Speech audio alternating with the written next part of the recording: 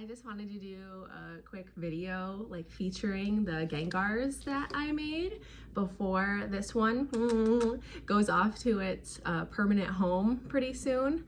The person who got this commission from me is going to be coming to pick this up pretty soon, so I just wanted to like get all the last like shots that I could with it before it's gone, and also just kind of like talk about it and talk about the process of making this whole commission. So this is actually the first Gengar, and this is the second one, third actually, but I'll talk about that a little bit. So this is the first Gengar sculpture that I made. It was hand coiled, so basically I just like rolled out coils of clay and rolled them on top of each other and then like smoothed it out until I had this basic like shape.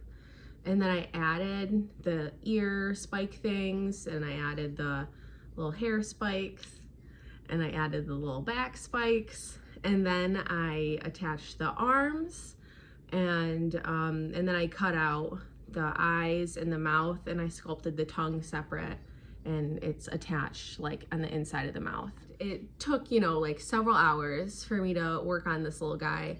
And so when it came to glazing, I was just kind of like in a panic because it's like the part of pottery that I probably have the least amount of experience with. And it's also like you only really get one shot at it for the most part. Like you put it on, it goes through the kiln again, and when it comes out, it's finished. And if you don't like it, tough shit. Like, so I just really wanted to know that I was gonna have the right color for the Gengar that was gonna go to the person that was ordering it from me. So I spent a long time trying to think about how I wanted to glaze it. So, I mean, this is the color that I ended up with for the commission piece, which I'm so happy with. I'm so glad I chose this color. It is the lavender glaze. Before I had picked this one, I guess I just have this thing where I feel like I need to mix glazes or do something interesting, like do a color and then do another color on top to see what the effect is. And so I did like 6 test sample tiles of like different glaze combinations to see if there was like something that would make a really cool purple that I would like. This was one of the combinations that I had done on one of those little sample tiles. This was a white matte glaze with it's called June Perry's red, I think. It's like a reddish purple color on top of it. And it did this really cool thing. Like, look at the hands. Where like the June Perry all pooled in one spot, I think is so cool. And like the way it kind of like flowed around the little spikes on the back, like I think that's so dope.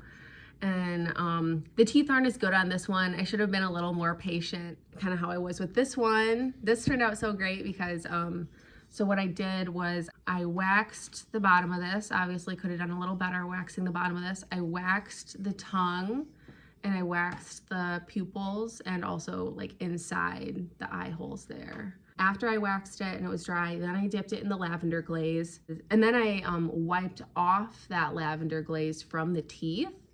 And you see that like in between the teeth, it's like nice and dark in between. That was just like luck from the lavender glaze getting inside of there, and like I couldn't wipe it away with the sponge when I was trying to get it off the surface of the teeth.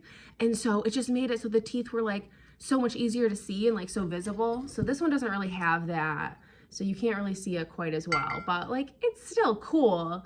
I just clearly I also didn't do as many layers of the white glaze obviously on these teeth though, which is kind of a bummer, but I'm glad this is the one that I'm keeping. Oh yeah, I don't think I'm so bad at telling stories. I just get so excited and I just start talking and then I can't stop. So let me go back again a little bit. I made this guy and I was really proud of him.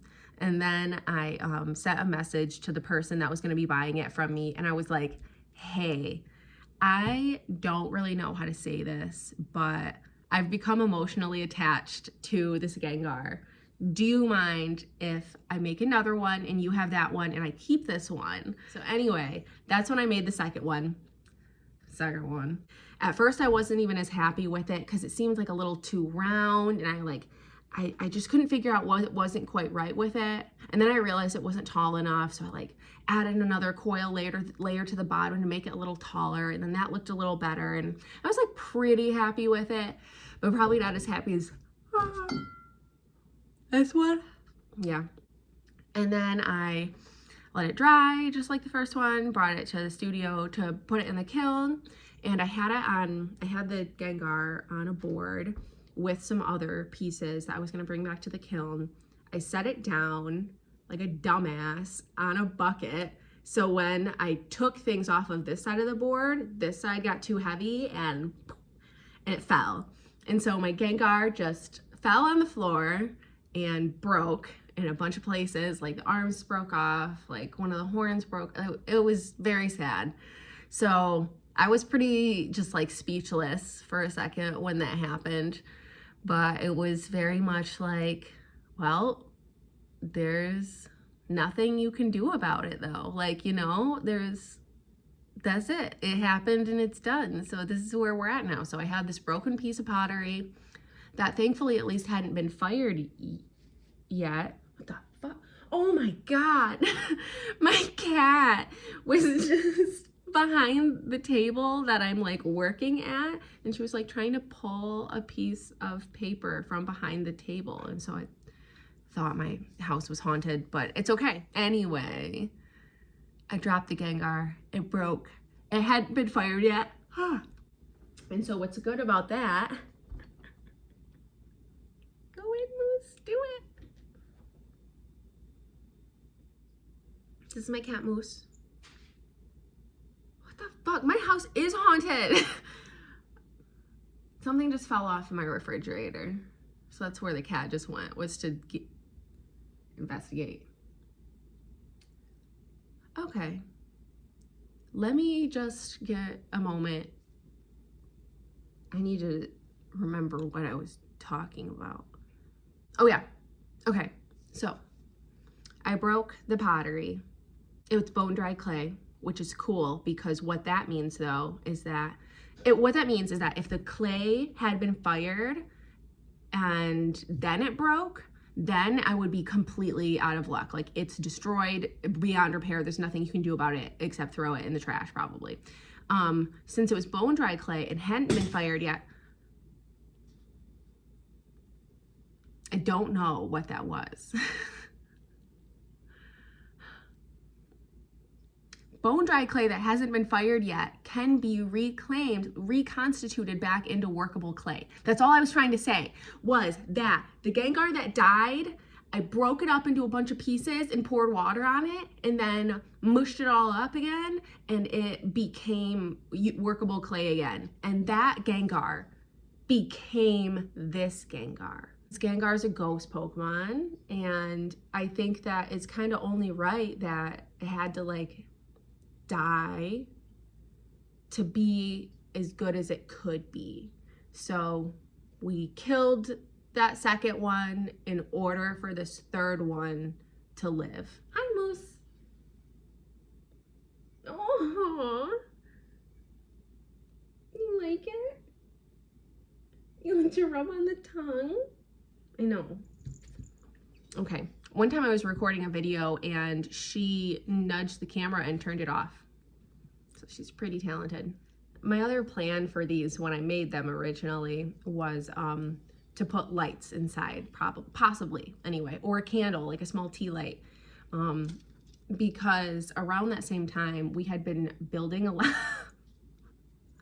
of luminaries at the pottery studio where I work, which are like candle holders, you know?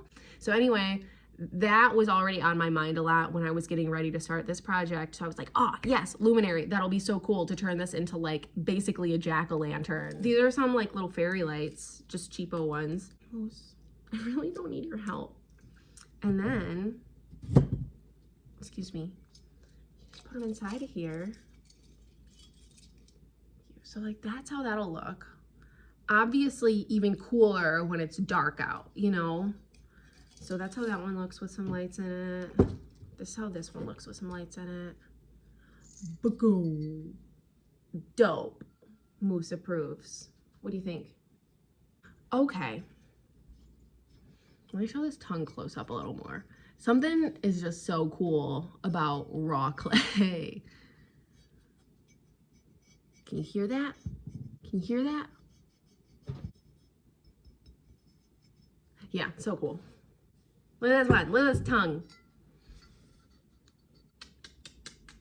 And that's the other thing too. I kind of can't stop kissing these ones. I've definitely kissed this one more than this one, so it's good that this is the one I'm keeping and this is the one that's going away. I've been trying to kiss this one, not as much, because it's not mine. It's someone else's. It's been claimed. They'll love you and you'll love them. Andrea and David are great people. They'll take good care of you. Bye.